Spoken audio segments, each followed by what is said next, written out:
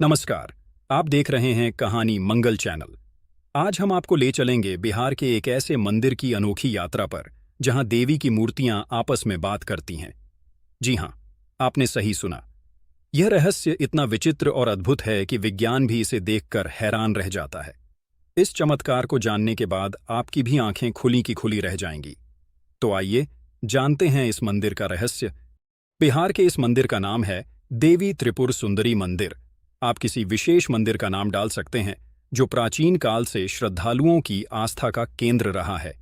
लेकिन इस मंदिर की सबसे चौंकाने वाली बात यह है कि यहाँ स्थित देवी की मूर्तियां आपस में बात करती हैं। यहाँ आने वाले श्रद्धालु और पुजारी बताते हैं कि उन्होंने खुद देवी की प्रतिमाओं के बीच संवाद को सुना है। मंदिर में स्थित मुख्य मूर्तियां देवी त्रिपुर सुंदरी, महालक्ष्मी और सरस्वती की हैं। कहा जाता है कि विशेष अवसरों और रात्रि के समय इन प्रतिमाओं के बीच सूक्ष्म आवाजें सुनाई देती हैं। ये आवाजें स्पष्ट रूप से किसी संवाद की प्रतीक होती हैं, मानो देवी आपस में किसी महत्वपूर्ण विषय पर विचार विमर्श कर रही हों। स्थानीय पुजारियों का कहना है कि यह चमत्कार सदियों से हो रहा है। उन्होंने कई बार इन आवाजों को सुना है और यह आमतौर पर रात के समय सुनाई देता है। कई श्रद्धालु इस चमत्कारी ध्वनि को सुनने के बाद अपनी समस्याओं का समाधान पाते हैं।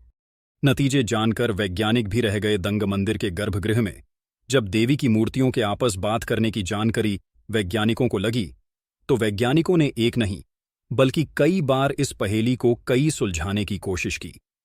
इसके लिए वैज्ञानिकों ने मंदिर में कई आधुनिक मशीन लगाए गए, सीसीटीवी कैमरे तक लगाए गए, लेकिन विज्ञान की सारी चालाकी देवी के इस मंदिर में धरे के धरे रह गए।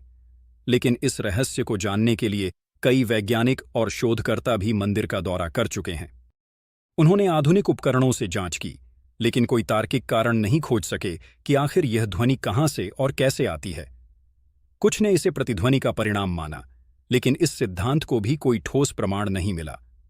हालांकि अंत में वैज्ञानिकों ने भी मंदिर के अंदर से आने वाली रहस्यमयी आवाज आने की पुष्टि कर दी। कई भक्तों का मानना है कि यह ध्वनि स्वयं देवी की कृपा का प्रतीक है।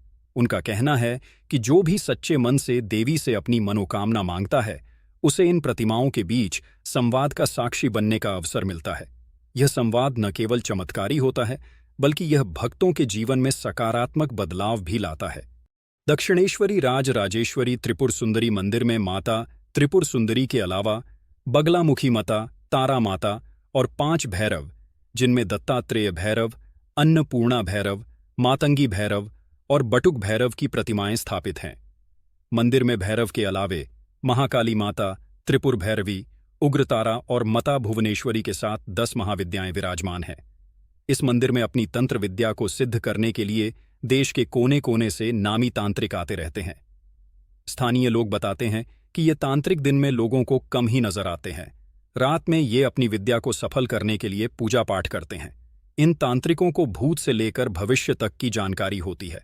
ये तांत्रिक जिसे में अपने मन से आशीर्वाद देते हैं, उनकी सभी मनोकामनाएं देवी की कृपा से पूरी हो जाती हैं।